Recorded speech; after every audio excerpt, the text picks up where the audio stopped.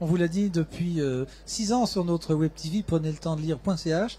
Le Salon du Livre, c'est la fête du livre, c'est aussi la fête de l'édition, des éditeurs et de la presse. Et c'est également un endroit où on rencontre les gens. On se recroise dans nos milieux comme dans tous les autres. C'est l'occasion d'accueillir Caroline Gozzi.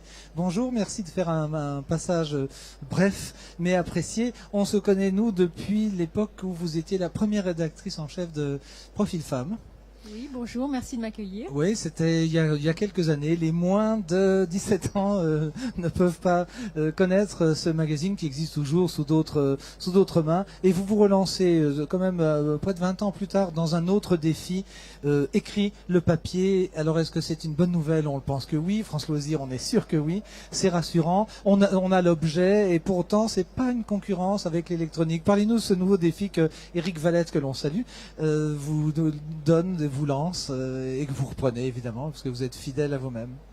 Alors écoutez, c'est un nouveau bébé, c'est une aventure aujourd'hui qui s'appelle Boudoir et il fallait se dire comment est-ce que, à l'heure de l'internet et des choix qui sont les nôtres, à savoir nos nouvelles manières de lire, de parcourir un écran, comment est-ce qu'on peut encore faire du magazine? Et il y avait d'abord un constat évident, c'était de se dire j'aime le papier, j'ai toujours envie du papier, et même si tous les matins, avant d'aller boire mon café, je me rue sur mon ordinateur pour aller sur mes sites et blogs préférés, j'ai toujours ce goût, ce plaisir du contact, de toucher l'objet, de tourner des pages, et puis surtout de me dire parfois, ça c'est tellement beau que je veux le garder, ou ça, j'ai envie de l'avoir tout de suite, et je déchire la page, je me l'approprie, et je l'accroche sur un mur, ou je fais un collage, ou je l'envoie à une amie. Vous faites un scrapbook pour parler moderne. Exactement, exactement. Donc il y a vraiment ce côté tactile, plaisant, cette intimité avec le support qui n'ôte rien, parce que je crois qu'on ne peut pas mettre aujourd'hui le papier contre l'écran. On a besoin des deux et on y trouve, à chaque endroit, on trouve quelque chose de différent. Alors c'est facile à penser, c'est séduisant, mais vibrer, résonner, briller, capitaliser, s'égarer, ou comme le dit Éric Valette, faire en sorte que les gens se retrouvent, que ce soit un rendez-vous. Quand on vous entend tous les deux, vous parlez de papier et de journal interactif, ce qui est sympa parce qu'on ne clique pas, mais il va y avoir d'autres types de contenus. Vous pouvez nous les donner, ces contenus qui ne sont pas que de la pub, parce qu'on sait que ouvrir ce magazine, ça coûte déjà cher, parce qu'il y a un truc à acheter très beau, de toutes sortes, dans les et objets. Vous n'êtes pas obligé de les acheter, vous pouvez déjà les caresser du regard. Et puis, le but n'est pas de faire un magazine lifestyle, c'est-à-dire, il n'y a pas un placement d'objets. Je crois qu'il y a besoin, aujourd'hui, on a besoin d'émotions. Et on se rend compte qu'on a plus d'émotions à écouter un beau poème. L'autre jour, je suis allée écouter Jean Piat, qui récitait des poèmes de Musset. Et j'ai eu bien plus d'émotions à écouter Jean Piat qu'à tenir une montre à $1 million entre les mains, il y a peu de temps à Bâle. L'un et l'autre sont beaux, mais il y a des émotions qui sont simplement pas palpables et qui restent et qui demeurent. Et on peut parler du luxe, on peut parler du beau, mais d'abord il faut parler de cette émotion-là. Est-ce que c'est un moyen, on parle de luxe, personne n'ignore la crise, on le sait, est-ce qu'on a le droit de rêver? Est-ce que ce sera permis de rêver et sans se culpabiliser en disant mon Dieu, ça je ne l'aurai jamais? Est-ce que le rapport aux images, à l'évocation symbolique est une chose qui va guider? On rêve plus devant ça que devant un site quand même, non? Oui, alors rêver bien sûr, c'est indispensable de rêver. Et puis un jour la montre, on peut l'acheter, on ne sait jamais. Oui, et puis si c'est pas cette montre, ce sera autre chose, mais c'est ce qu'elle évoque dans tout son savoir-faire, dans la beauté, dans les heures qui y sont passées, dans tous ces gens aussi qui vivent de choses qui sont belles et qui s'y dédient totalement.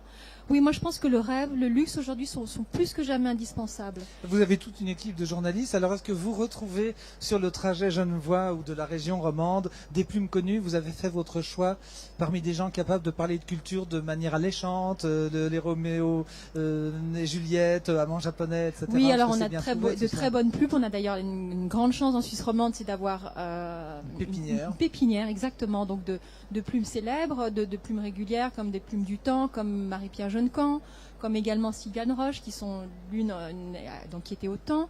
On a également des blogueurs, des blogueuses. On a de jeunes plumes qui sont des talents comme Anouk Schumacher ou des plus confirmés comme Stéphanie Billetter. Oui. Et c'est vrai que ce qui est important... On la salue, je l'ai eu comme étudiante Stéphanie, ça fait plaisir à entendre. Voilà.